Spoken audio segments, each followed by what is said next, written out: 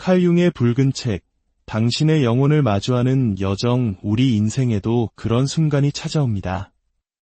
평생을 단단하게 딛고 서 있던 땅이 한순간에 갈라지고 무너져 내리는 순간 말입니다. 위대한 사상가 칼 융에게 그 순간은 그의 스승이자 아버지와도 같았던 지그문트 프로이트의 곁을 떠나던 바로 그날이었습니다. 프로이트는 융을 자신의 지적 후계자라 믿었습니다. 정신분석학의 횃불을 미래로 이끌어갈 단 한 사람이라고 여겼죠. 하지만 융은 프로이트가 보려 하지 않았던 혹은 볼 수 없었던 무언가를 보았습니다. 그것은 더 깊고 더 기묘하며 더 위험한 것이었습니다. 그는 영혼을 보았습니다. 단순히 정신의 기계적인 작동 원리나 트라우마, 억압, 어린 시절의 상처 같은 것들이 아니었습니다. 그는 자신의 내면 깊은 곳에서 살아 숨쉬는 어떤 존재를 느꼈습니다. 꿈속에서 속삭이고 생각의 저편에서 움직이는 그 무언가를 말입니다. 그리고 그가 이것에 대해 이야기하려 했을 때 프로이트는 그를 외면했습니다. 모든 것이 무너지기 시작한 것은 바로 그때부터였습니다. 융은 훗날 그가 무의식과의 대면이라 불렀던 시기로 들어섭니다. 그 시기는 너무나도 강렬하고 압도적이어서 그 스스로 정말 미쳐가고 있는 것은 아닌지 두려워할 정도였습니다. 그는 환자들을 더 이상 만나지 않았습니다. 모든 사회생활을 중단했죠. 스위스 키스나우트에 있는 그의 집 근처 호숫가를 홀로 거닐며 몇 시간이고 보냈습니다. 그는 무언가 저 깊은 곳에서부터 끓어오르는 것을 느꼈습니다. 그것은 바깥 세상의 폭풍이 아니라 자신의 내면에서 휘몰아치는 거대한 폭풍이었습니다. 그는 일기에 이렇게 적었습니다. 나는 나 자신이 심연의 깊은 곳으로 추락하도록 내버려 두어야만 했다. 이전까지 내가 해왔던 것은 그저 수면 위를 훑는 것에 불과했다. 하지만 이제 나는 그 깊은 곳을 꿰뚫고 들어가야만 한다. 이것은 결코 과장이 아니었습니다. 환상이 시작되었습니다. 기이한 꿈들이 그를 찾아왔습니다. 그는 제1차 세계대전이 발발하기 몇 년 전 유럽 대륙 전체가 피해 강물에 잠기는 끔찍한 환상을 보았습니다. 묵시록적인 이미지들, 예언자, 신, 그리고 악마들이 그의 눈앞에 펼쳐졌습니다. 대부분의 사람이라면 도망쳤을 겁니다. 다른 것에 정신을 팔거나 약물에 의존하거나 혹은 애써 부정하며 그 모든 것을 잊으려 했겠죠. 하지만 융은 달랐습니다. 그는 오히려 그 혼돈 속으로 깊숙이 몸을 기울였습니다. 그는 자신이 그토록 의지했던 모든 책과 이론, 모든 믿음을 옆으로 치워두었습니다. 대신 펜을 집어들고 귀를 기울였습니다. 그의 안에서 흘러나온 것은 평범한 글이 아니었습니다. 임상 기록도 철학적인 에세이도 아니었죠. 그것은 성서나 신화 혹은 꿈의 기록에 더 가까운 전혀 다른 무언가였습니다. 그는 자신의 무의식에서 떠오른 형상들과 스스로 나눈 대화, 그리고 그 이미지들로 페이지를 채워나가기 시작했습니다. 그것은 실로 두려운 경험이었습니다. 어느 날은 어두운 우물에서 거대한 뱀 한 마리가 솟아올라 그에게 진실을 속삭였고, 또 다른 날에는 살로메라는 이름의 여성 예언자를 만났습니다.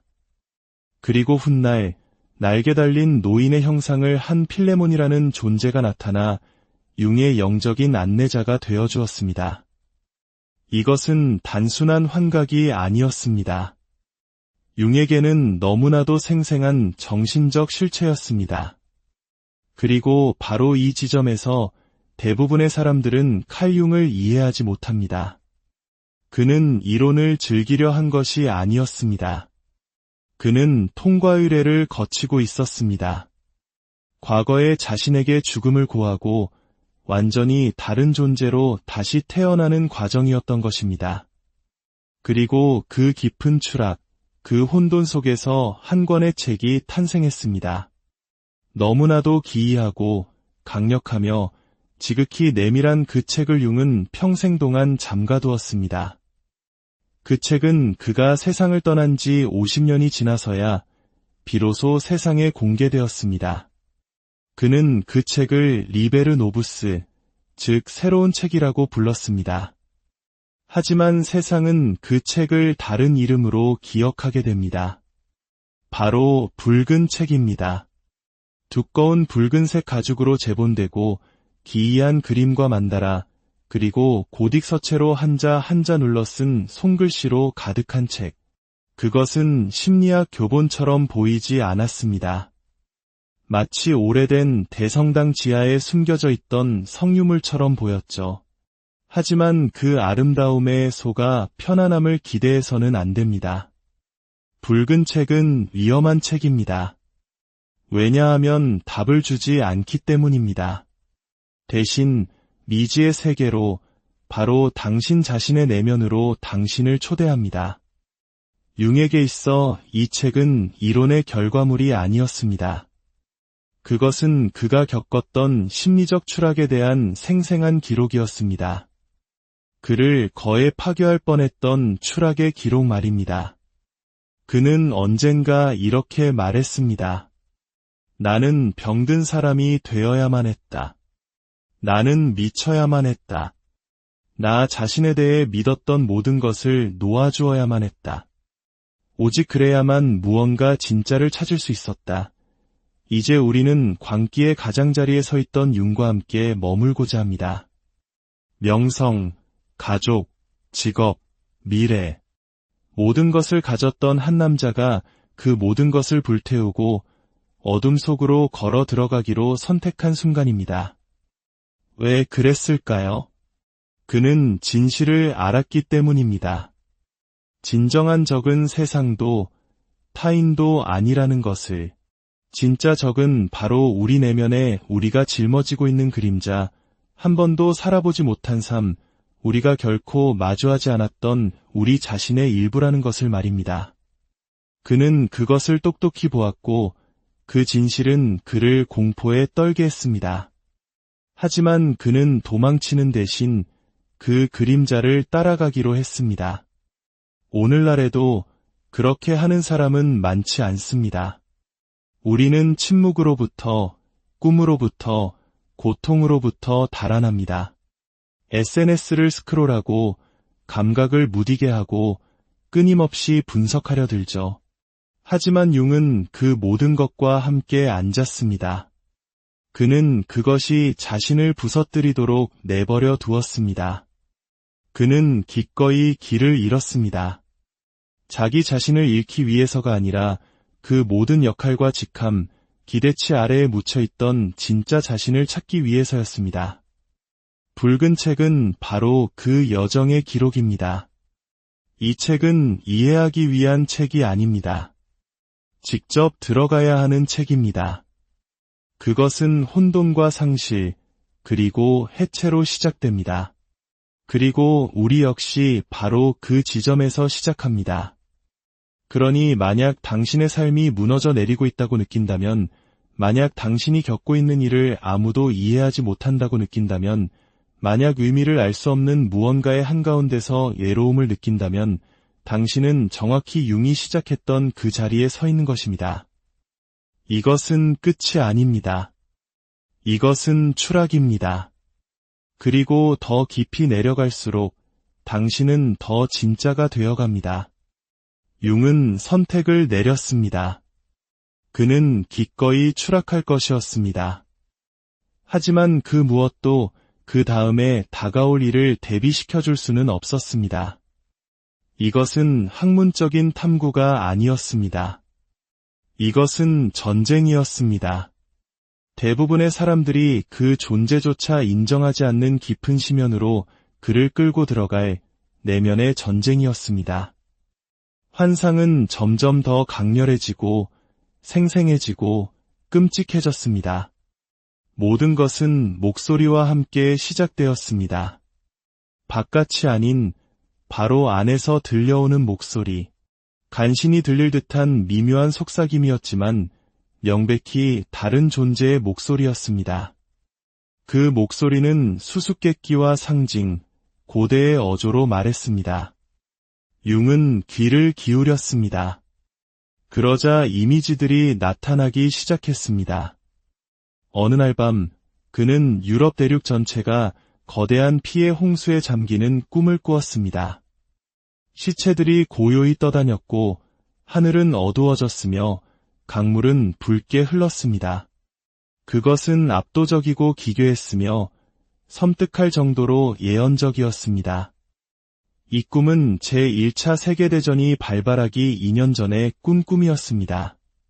그는 다른 누구보다 먼저 다가오는 광기를 보았던 것입니다. 하지만 그는 거기서 멈추지 않았습니다. 융은 이 환상들이 단지 세상에 대한 것만이 아님을 깨달았습니다. 그것은 바로 자기 자신, 그가 그동안 묻어두었던 모든 것에 대한 것이었습니다.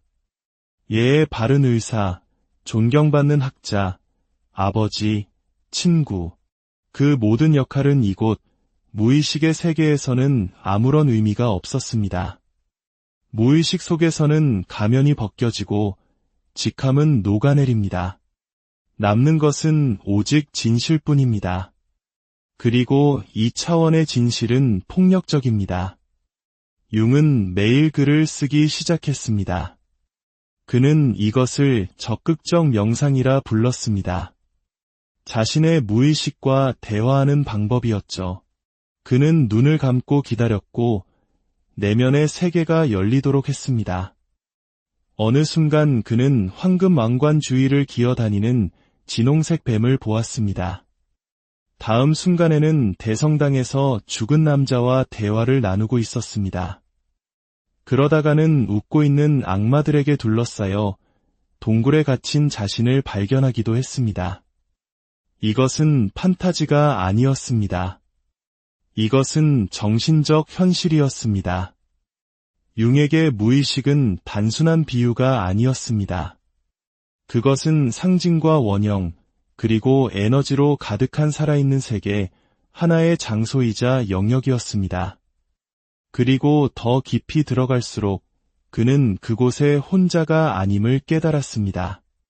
그는 잊혀진 부분, 억압된 남성성을 마주했습니다.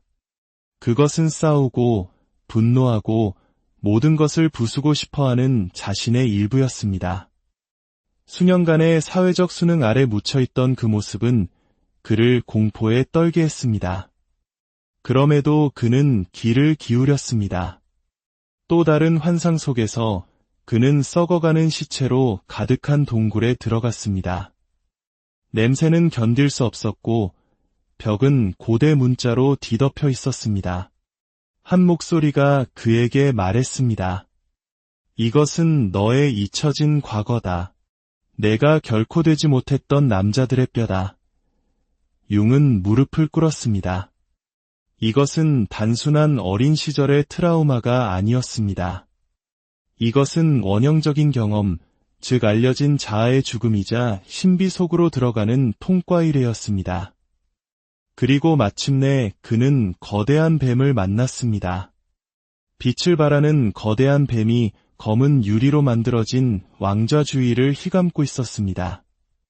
뱀은 수수께끼 같은 말로 그에게 속삭였습니다. 너는 오르기를 원한다. 하지만 떨어지기를 거부하는구나. 융은 그 의미를 정확히 알았습니다. 먼저 내려가지 않고는 올라갈 수 없다. 자신의 어둠을 먼저 마주하지 않고는 깨어날 수 없다. 당신이 결코 쳐다보지 않겠다고 맹세했던 자신의 일부를 만지기 전까지는 온전해질 수 없다. 이것이 바로 개성화 과정의 시작입니다. 기분 좋은 과정도 자기 개발도 해변에서의 명상도 아닙니다. 이것은 피와 불, 죽음과 재탄생의 과정이며 언제나 지옥에서 시작됩니다. 융은 이렇게 썼습니다. 길은 돌아가는 것이 아니라 통과하는 것이다. 오직 가장 깊은 어둠 속에서만 우리는 빛을 찾을 수 있다. 대부분의 사람들은 이 단계에서 도망칩니다. 그들은 그것을 우울증, 불안, 번아웃이라고 부릅니다. 물론 그렇게 느껴지기도 합니다. 하지만 종종 그것은 더 깊은 무언가입니다. 융에게 그랬던 것처럼 말입니다. 하지만 그는 탈출하지 않았습니다. 그는 자신이 완전히 가라앉도록 내버려 두었습니다. 당신의 상처가 살아 숨쉬는 곳, 죄책감이 숨어있는 곳, 슬픔과 분노와 혼란을 묻어둔 바로 그곳으로 말입니다. 그곳에 도착했을 때 명료함은 느껴지지 않을 것입니다. 마치 광기처럼 느껴질 것입니다. 하지만 만약 당신이 그곳에 머문다면 무언가 변화하기 시작합니다. 빠르지도 편안하지도 않지만 진실하게 말입니다. 당신은 당신의 고통이 무작위적인 것이 아니라 지성을 가지고 있음을 보기 시작합니다. 그것은 당신을 파괴하기 위해 존재하는 것이 아니라 당신을 집으로 데려오기 위해 존재하는 것입니다. 융은 이제 서서히 그것을 이해하기 시작했습니다. 하지만 환상 속 논리보다 더 크게 울려 퍼지는 이 새로운 영역에서 그는 악마보다 더 어둡고 신보다 더 기묘하며 광기보다 더 위험한 무언가를 마주하게 됩니다. 그는 자기 자신을 만났습니다. 하지만 우리가 세상에 보여주는 그런 자아가 아니었습니다. 이것은 날 것 그대로의 동물적이고 원시적이며 폭력적인 무언가였습니다. 그것에게는 매력도, 지성도, 사회를 향한 미소도 없었습니다. 그것은 그의 평생 동안 추방당했던 자신의 일부였습니다. 예의와 평판, 지식 아래 그가 묻어버렸던 바로 그 부분. 이것이 그의 그림자였습니다. 그리고 그림자는 예에 바르게 문을 두드리지 않습니다. 문을 걷어차고 들어와 당신의 얼굴을 똑바로 응시합니다. 그것은 분노로 시작되었습니다. 융은 들판에 서 있는 꿈을 꾸었습니다. 그의 손은 피로 흠뻑 젖어 있었고 주먹에는 칼이 쥐어져 있었습니다. 그의 주위에는 친구, 가족, 낯선 이들의 시체가 널려 있었습니다. 모두 죽어 있었습니다. 그는 슬퍼하지 않았습니다. 오히려 강력한 힘을 느꼈습니다. 그리고 그 감정이 그를 공포에 떨게 했습니다. 그는 식은땀에 흠뻑 젖은 채 몸을 떨며 잠에서 깼습니다. 죄책감 없이 학살을 저지를 수 있는 자신의 일부는 대체 무엇인가? 그는 미쳐가고 있는 것인가? 아니었습니다. 그는 마침내 진실을 마주하고 있었던 것입니다. 융은 평생을 좋은 사람, 의사, 치유자, 사상가의 이미지를 가꾸며 살아왔습니다. 하지만 이제 붉은 책은 그에게 전혀 예상치 못한 것을 보여주고 있었습니다. 선함은 이야기의 절반에 불과하다는 것을, 나머지 절반은 그림자 속에 숨겨져 있었고 그것은 분노하고 있었습니다. 그것은 침묵당했던 아이였고 소리치고 싶었던 남자였으며 파괴를 의미한다 할지라도 자유를 원했던 영혼이었습니다. 바로 이 점이 융을 대부분의 심리학자를 포함한 다른 사람들과 다르게 만듭니다. 그는 그림자를 부정하지 않았습니다. 약으로 다스리려 하지도 않았고 묻어버리지도 않았습니다. 그는 그것과 함께 앉았습니다. 귀를 기울였고 그것이 말하도록 내버려 두었습니다. 그리고 그림자가 한 말은 모든 것을 바꾸어 놓았습니다. 그림자는 융에게 말했습니다. 너는 온전하지 않다. 너는 정직하지 않다. 너는 성자의 가죽을 뒤집어 쓰고 있지만 내 안에서는 늑대처럼 불타고 있다. 그리고 그것은 사실이었습니다. 온전함이란 어둠 없는 빛이 아니기 때문입니다. 그것은 둘 다입니다. 분노, 정욕, 탐욕, 질투의 부재가 아니라 그러한 힘들의 통합입니다. 붉은 책은 이것을 잔인할 정도로 드러냅니다. 융은 살인자, 거짓말쟁이, 야수와 같은 끔찍한 형상들과의 대화를 기록하는데 그들 모두가 자기 자신의 일부였습니다. 융은 이렇게 썼습니다. 어떤 사람에게 그의 그림자를 마주하게 하는 것은 그에게 그 자신의 빛을 보여주는 것이다. 하지만 대부분의 사람들은 이것으로부터 도망칠 것이다. 그들은 온전해지기보다는 차라리 선해지기를 택할 것이다. 이것이 바로 현대의 비극입니다. 우리는 모두 사랑받고 인정받고 도덕적으로 보이기를 원합니다. 하지만 그 연기 아래에는 우리가 부인해온 모든 것이 살아 숨쉽니다. 우리가 느끼지 않는 척하는 질투, 은밀하게 상상하는 잔인함, 인정하기 부끄러운 성적 욕망, 어울리기 위해 억누르는 야망. 그 모든 거부된 감정, 본능, 충동이 그림자가 됩니다. 그리고 당신이 그것을 무시할수록 그것은 더욱 강력해집니다. 내면에서뿐만 아니라 바깥에서도 말입니다. 왜냐하면 그림자는 우리 안에만 사는 것이 아니라 바깥으로 투사되기 때문입니다. 당신은 그것을 다른 사람에게서 보기 시작합니다. 당신이 오만한 남자를 증오하는 것은 그가 당신 자신의 숨겨진 교만을 비추기 때문입니다. 당신이 문란한 여자를 심판하는 것은 그녀가 당신 자신의 억압된 욕망을 반영하기 때문입니다. 당신이 성공한 친구를 시기하는 것은 그들이 당신이 묻어버린 야망을 대신 행동으로 옮기기 때문입니다. 당신은 문제가 그들에게 있다고 생각합니다. 하지만 붉은 책은 다르게 말합니다. 융은 깨달았습니다.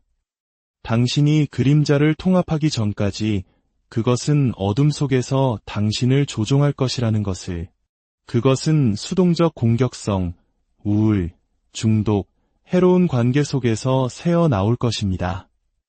혹은 더 나쁘게는 당신의 영성 속에서 나타날 것입니다. 융은 경고했습니다. 사람들은 내면의 야수를 마주하는 것을 피하기 위해 신성함의 가면을 쓸 것이다. 하지만 진정한 치유, 진정한 각성은 바로 이 순간 야수를 마주하는 것에서부터 시작됩니다. 융은 검은 날개와 불타는 눈, 뼈로 만든 왕관을 쓴 악마를 만나는 환상을 봅니다. 악마는 웃으며 말합니다. 너는 나를 괴물이라 불렀지만 나는 진실을 말하는 너의 일부다. 융은 두려움이 아닌 존경심으로 고개를 숙였습니다. 그는 정신의 이 무서운 부분들이 악한 것이 아님을 이해하기 시작했습니다. 그들은 상처받고 버려지고 잊혀졌으며 집으로 돌아오기를 원하고 있었습니다. 이것이 바로 그림자의 역설입니다. 그것은 당신이 사랑해야만 하는 적이며 죽이는 것이 아니라 통합해야 하는, 당신이 올라타야만 하는 용입니다. 융은 자신의 그림자를 파괴하지 않았습니다. 그는 그것을 자신의 존재의 원 안으로 초대했습니다. 그는 그것으로부터 배웠습니다. 그는 이렇게 썼습니다. 그림자는 90%의 순금이다. 왜냐하면 당신의 어둠 속에 당신의 진실, 당신의 힘, 당신의 목소리, 당신의 자유가 살고 있기 때문이다. 융이 내면의 살인자, 거짓말쟁이, 야수와 같은 어둠을 마주한 후 그는 어쩌면 평화나 침묵, 혹은 적어도 어떤 질서를 기대했을지도 모릅니다. 대신 그는 신을 만났습니다. 하지만 당신이 상상하는 그런 신이 아니었습니다. 일요일 설교에 나오는 신도, 하늘에 있는 남자도, 천둥 같은 목소리를 가진 아버지 같은 존재도 아니었습니다. 이 신은 훨씬 더 고대적이고 훨씬 더 내밀하며 훨씬 더 충격적인 존재였습니다.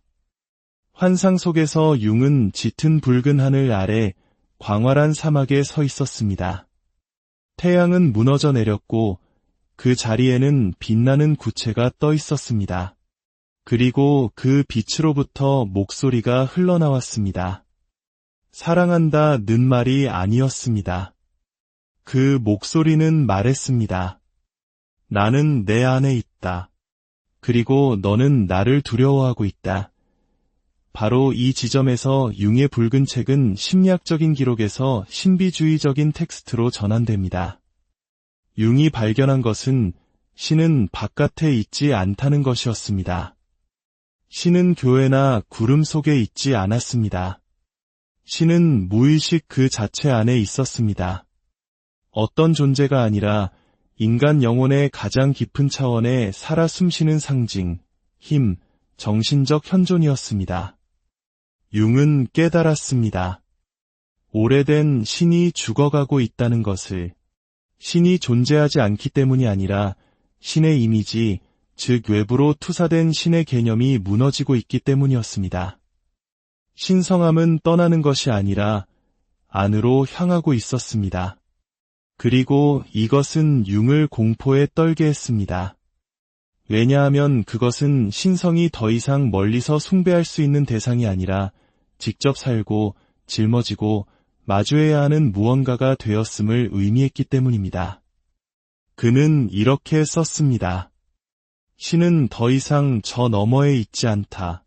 그는 내 안에 있다. 하지만 그는 창조와 파괴를 모두 가지고 온다. 신성은 단지 사랑만이 아니기 때문입니다. 그것은 또한 죽음입니다. 악이 아니라 거짓과 자아, 거짓된 자아의 소멸입니다. 진정한 영성은 믿음이 아닙니다. 그것은 변형입니다. 성경 구절을 암기하는 것이 아니라 무언가 진짜가 태어날 수 있도록 당신의 거짓된 자아에게 죽음을 고하는 것입니다. 융은 이것을 주장하는 것이 아니었습니다. 우리 모두가 그렇다고 말하고 있었습니다.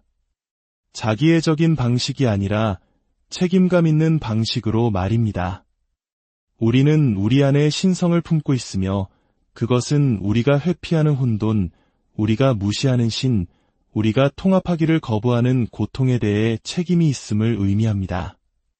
지하 세계로 내려가 야수를 마주하고 신성을 본 융. 하지만 여전히 무언가 빠져 있었습니다. 깊이 인간적이고 신비로운 무언가. 그는 아직 그녀를 만나지 못했습니다. 그리고 그녀는 기다리고 있었습니다. 어느 날 밤 환상 속에서 융은 광활한 진홍색 사막에 서 있었습니다. 그는 그곳에서 두 인물을 만납니다. 긴 흰머리의 노인과 흐르는 듯한 옷을 입은 눈먼 젊은 여인. 노인은 자신을 엘리야라고 소개했고 여인은 살로메였습니다. 그렇습니다. 유혹하고 파괴하는 것으로 알려진 신화 속 인물, 바로 그 살로메였습니다. 하지만 융의 내면 세계에서 그녀는 유혹적이지도 악하지도 않았습니다. 그녀는 눈이 멀어 있었고 차분하고 기묘하며 모든 것을 아는 듯한 목소리로 말했습니다. 융은 충격에 빠졌습니다. 그녀가 여기에 있는 것일까? 왜 그의 무의식은 그녀를 소환했을까? 그리고 그때 그녀는 그가 평생 잊지 못할 말을 했습니다. 나는 당신을 사랑해요. 융은 망연자실했습니다. 신화의 가장 어두운 구석에서 유혹과 죽음의 상징으로부터 온 사랑이라니 말이 되지 않았습니다. 하지만 바로 그것이 핵심이었습니다. 살로메는 이치에 맞기 위해 온 것이 아니었기 때문입니다. 그녀는 융이 평생 묻어두었던 무언가, 그의 여성적인 영혼, 즉 아니마를 일깨우기 위해 왔습니다. 융 심리학에서 이것은 남성의 무의식적인 여성적 측면을 의미합니다. 아니마는 감정, 직관, 수용, 신비, 아름다움, 혼돈과 같이 우리의 이성적인 세계가 억압하려는 모든 것입니다. 그리고 융은 그녀를 억압해왔습니다. 수년 동안 그는 생각, 과학, 질서, 규율이라는 남성적인 구조 속에서 살아왔습니다. 하지만 이제 붉은 책 안에서 그의 영혼은 살로메의 얼굴을 하고 다른 형상으로 나타난 것입니다. 그녀는 눈이 멀었음에도 말했습니다. 나는 당신을 봐요. 그 한마디가 융 안에 무언가를 산산조각 냈습니다. 영혼이 하는 일이 바로 그것이기 때문입니다. 영혼은 눈이 아닌 느낌으로 당신을 봅니다. 당신을 고치거나 구원하거나 벌 주기를 원하지 않습니다. 그저 당신을 알기를 원합니다. 다른 누구도 만진 적 없는 당신의 일부를 만지기를 원합니다. 이것이 대부분의 사람들이 자신의 아니마로부터 도망치는 진짜 이유입니다. 그녀는 당신의 규칙대로 움직이지 않기 때문입니다. 당신의 커리어, 지위, 지식에는 관심이 없습니다. 그녀는 당신의 진실을 원하고 그녀를 만나기 위해 당신은 기꺼이 모든 것을 내려놓고 항복해야만 합니다. 그 후 환상들은 더욱 내밀해졌습니다. 융은 살로메를 연인으로, 아이로, 뱀으로, 유령으로 혹은 불꽃으로 보았습니다. 언제나 신비롭고 손에 닿을 듯 닿지 않는 모습으로 말입니다. 그녀는 침묵 속에 나타났다가 오직 질문만을 남기고 사라지곤 했습니다. 영혼을 사랑한다는 것은 무엇을 의미하는가? 귀가 아닌 마음으로 듣는다는 것은 무엇을 의미하는가? 이유를 모른 채 느낀다는 것은 무엇을 의미하는가? 붉은 책은 답을 주지 않습니다. 하지만 진정한 변화는 힘을 통해서가 아니라 여성적인 수용을 통해 일어난다는 것을 보여줍니다. 나약함이 아닌 부드러움, 모순을 끌어안고 눈물 흘리고 알지 못함을 인정하고 부서졌음에도 여전히 아름다울 수 있는 능력. 이것이 살로메가 융에게 가르쳐준 것입니다. 그림자의 폭풍과 살로메의 신비가 지나간 후 융은 더 이상 과거의 그가 아니었습니다. 그의 내면 세계는 외부 세계보다 더 시끄러워졌습니다. 하지만 그의 정신이 혼돈 속으로 더 깊이 내려갈수록 특이한 일이 일어났습니다. 혼란시키거나 파괴하기 위해서가 아니라 가르치기 위해 한 인물이 나타났습니다. 그는 신도, 악마도, 신화적 상징도 아니었습니다. 그는 안내자였습니다. 차분한 눈과 무한한 인내심을 가진 존재. 그의 이름은 필레몬이었습니다. 필레몬은 어느 날 오후 융의 정원에서 환상 중에 나타났습니다. 흰 수염과 푸른 옷을 입고 물총새의 날개를 단 키 큰 남자였습니다. 그는 다른 존재들처럼 말하지 않았습니다. 도발하거나 유혹하거나 소리치지도 않았습니다. 그는 그저 알고 있었습니다. 필레몬은 융의 심리학에 대한 전체적인 이해를 뒤바꿀 말을 했습니다. 너는 내 생각이 너의 것이라고 생각한다. 그렇지 않다. 그것들은 영혼으로부터 온다. 그 한마디는 융에게 천둥처럼 내리꽂혔습니다. 자아는 창조하는 것이 아니라 수신하는 것이었습니다. 우리의 생각, 감정, 아이디어는 의식적인 자아에 의해 만들어지는 것이 아니라 더 깊은 곳, 즉 무의식, 집단, 영혼으로부터 솟아나는 것이었습니다. 그리고 필레몬은 바로 그 영혼의 목소리였습니다. 감상적이지도 개인적이지도 않은 원형적인 목소리. 융은 처음으로 자신의 환상을 분석하려 들지 않고 그것들로부터 배우기 시작했습니다. 그는 필레몬과의 대화를 수 페이지에 걸쳐 붉은 책에 충실히 기록했습니다. 필레몬은 융에게 도전하고 그를 바로잡아 주었으며 때로는 며칠 동안 침묵하며 융이 더 깊이 성찰하도록 했습니다.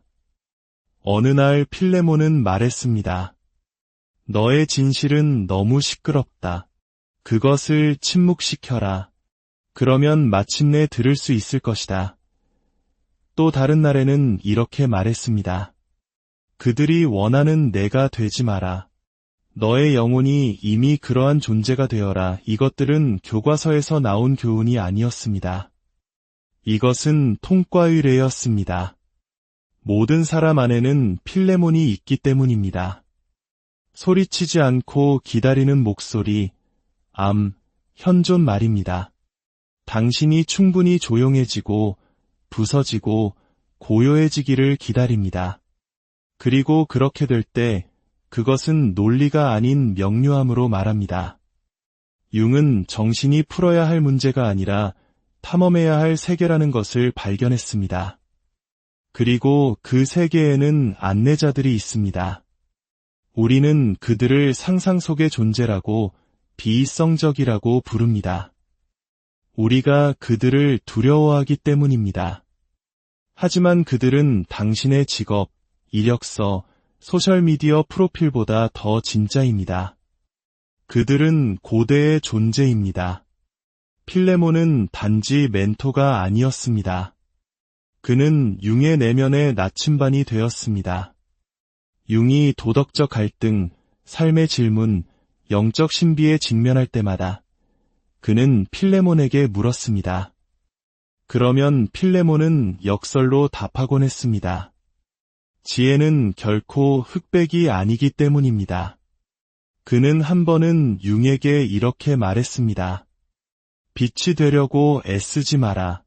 너의 빛이 그 안에서부터 빛날 때까지 어둠이 되어라. 그 한마디가 붉은 책의 정수를 담고 있습니다. 치유란 어둠에서 벗어나는 것이 아니라 그것을 통합하는 것이라는 사실을 말입니다. 융은 변하기 시작했습니다. 그는 더 조용해지고 느려졌으며 삶에서 더 상징적으로 변해갔습니다. 그는 이론보다는 이미지로 말하기 시작했습니다. 그는 만다라를 그리기 시작했는데 필레몬은 그것이 자아의 지도라고 말했습니다. 융은 필레몬을 숭배하지 않았습니다. 그는 필레몬이 자기 자신의 일부, 더 깊고 현명한 일부이지만 여전히 자신이라는 것을 알았습니다. 이것이 바로 개성화입니다. 당신의 자아에서 벗어나는 것이 아니라 당신의 그림자, 신성한 불꽃, 내면의 스승 모두를 포함할 때까지 그것을 확장하는 것입니다. 지혜는 새로운 것을 배우는 데서 오는 것이 아니라 당신이 잊었던 것을 기억하는 데서 옵니다. 그리고 필레몬이 하는 일이 바로 그것입니다. 그는 세상이 당신에게 누구가 되어야 한다고 말하기 전에 당신이 누구였는지를 상기시켜줍니다. 대부분의 사람들은 답을 찾고 있지만 붉은 책은 우리에게 답이 이미 당신 안에 있다고 보여줍니다. 당신이 그것을 들을 만큼 충분히 조용하지 않고 그것이 말하도록 내버려 둘 만큼 충분히 부서지지 않았으며 그것을 믿을 만큼 충분히 용감하지 않을 뿐입니다. 하지만 이제 마지막으로 일어나야 할 일이 있었습니다. 자아의 죽음입니다. 비유적으로도 시적으로도 아닌 문자 그대로의 죽음. 환상 속에서 융은 자신이 누구라고 생각했던 그 남자, 즉 사상가, 아버지, 의사, 탐험가, 자기 이야기의 영웅을 놓아주어야 한다는 진실을 보았습니다. 그 모든 것이 사라져야만 했습니다. 자아는 참된 자기가 아니기 때문입니다. 그것은 우리가 세상에서 살아남기 위해 만든 가면, 아바타입니다. 융은 이렇게 썼습니다. 나는 내 안의 영웅을 죽여야만 한다.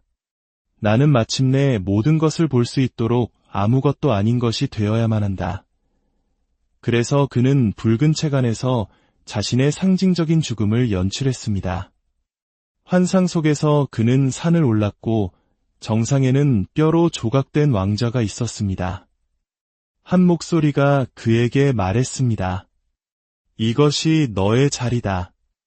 영웅의 자리, 융이 왕자의 손을 뻗자 그것은 먼지로 부서져 내렸습니다. 그리고 등 뒤에서 목소리가 들려왔습니다. 너는 결코 여기에 앉을 운명이 아니었다. 너는 추락할 운명이었다. 그 환상은 그를 부서뜨렸습니다. 그것은 그가 쌓아올린 모든 것이 심지어 영적으로조차도 여전히 자아의 뿌리를 두고 있음을 의미했기 때문입니다. 그는 자신이 옳다는 것을, 이끌고 있다는 것을, 증명하고 있다는 것을 멈추고 총체적인 공허의 공간으로 들어갔습니다. 목표도 정체성도 미래도 없는 오직 침묵만이 존재하는 공간으로 말입니다. 그리고 그 폐허 속에서 그는 평화를 찾았습니다. 쾌락이나 성취의 평화가 아닌 진실의 평화. 그는 아무것도 될 필요가 없다는 것. 왜냐하면 그가 이미 그러한 존재는 충분하기 때문이라는 것을 깨달았습니다. 이것이 대부분의 사람들이 놓치는 역설입니다. 자아는 죽음을 두려워하지만 참된 자기는 죽음을 통해 태어납니다. 그것은 끝이 아니라 시작입니다. 당신이 자신을 고치려는 것을 멈추고 있는 그대로의 당신을 사랑하기 시작하는 순간입니다. 부서지고 분노하고 외롭고 혼란스러운 그 모든 신성한 당신을 말입니다. 자아가 죽은 후 이상한 침묵이 찾아옵니다. 마음이 비명을 멈추고 가면이 떨어지며 야망이 녹아내리는 공간. 대부분의 사람들은 이 공간을 두려워합니다. 하지만 융은 이 공간이야말로 영혼이 말하기 시작하는 곳임을 발견했습니다. 붉은 책에서 융의 여정은 혼돈보다는 교감에 관한 것이 됩니다. 그는 자신의 영혼과 직접적인 대화를 시작합니다. 그는 그녀를 나의 영혼이라고 부릅니다. 마치 한때 버렸다가 이제 막 돌아온 사람에게 말하듯이 말입니다. 그리고 그녀의 목소리는 당신이 기대하는 것과 다릅니다. 그녀는 조용하고 상처받았으며 깊고 정직하며 무엇보다도 여성적입니다. 그녀는 그에게 말합니다. 당신은 평생 나에게서 도망쳤어요. 마음의 제국을 건설했지만 결코 나와 함께 앉지 않았죠. 내가 무엇을 느끼는지 묻지 않았어요. 융은 끔찍한 사실을 깨닫습니다. 무의식을 이해하고 정신의 지도를 그리고 어둠을 정복하려는 모든 노력 속에서 그는 진정으로 귀를 기울인 적이 없었다는 것을. 그는 언제나 행동하고 생각하고 통제하고 있었습니다. 하지만 영혼은 통제를 원하지 않습니다. 친밀함을, 관계를 원합니다. 그래서 융은 그녀와 함께 앉아 그녀가 말하도록 내버려 둡니다. 그는 분석을 멈추고 느끼기 시작합니다. 그러자 영혼은 어떤 책도 가르쳐 줄 수 없는 것들을 드러내기 시작합니다. 나는 당신의 하인이 아니에요. 당신의 목표도 아니죠. 나는 당신의 거울이에요. 당신이 나를 버리면 나는 당신의 고통이 될 거예요. 당신이 나를 껴안으면 나는 당신의 삶이 될 거고요. 그 한마디가 융의 치유에 대한 모든 이해를 다시 썼습니다. 영혼은 노력으로 얻는 것이 아니라 수용과 슬픔, 부드러움을 통해 발견하는 것이기 때문입니다. 영혼은 당신이 자신에게 거짓말을 할 때 아파하는 부분입니다. 그리고 언제나 그곳에서 기다리며 지켜보고 있었습니다. 영혼의 목소리를 듣기 위해서는 앞으로 나아가는 것이 아니라 침묵당했던 소년에게로, 오해받았던 소녀에게로 세상이 비현실적이라고 말해서 죽게 내버려 둔 꿈으로 돌아가야 합니다. 영혼은 바로 그곳에, 잊혀진 것 속에, 조용한 것 속에, 아픔 속에 살고 있습니다. 영혼은 당신의 성공을 원하지 않습니다. 당신의 항복을 원합니다. 당신의 계획을 원하지 않습니다. 당신의 현존을 원합니다. 당신의 완벽함을 원하지 않습니다. 당신의 진실을 원합니다. 그리고 당신이 마침내 그것을 내어줄 때 마법 같은 일이 일어납니다. 당신은 다시 살아있음을 느낍니다. 칼 융은 상상할 수 없는 일을 해냈습니다. 그는 광기 속으로 내려가 내면의 어둠을 마주하고 악마, 신, 뱀, 그리고 영혼의 안내자들과 대화했습니다. 그리고 어떻게든 지도를 가지고 돌아왔습니다. 그 지도가 바로 붉은 책이었습니다. 하지만 모든 것이 끝났을 때 융은 그것을 출판하지 않았습니다. 그는 이 책이 너무나도 날 것이고 개인적이며 강력하고 시대를 너무 앞서갔다는 것을 알았습니다. 붉은 책은 아이디어 모음집이 아니었습니다. 내면의 죽음과 재탄생의 기록이었습니다.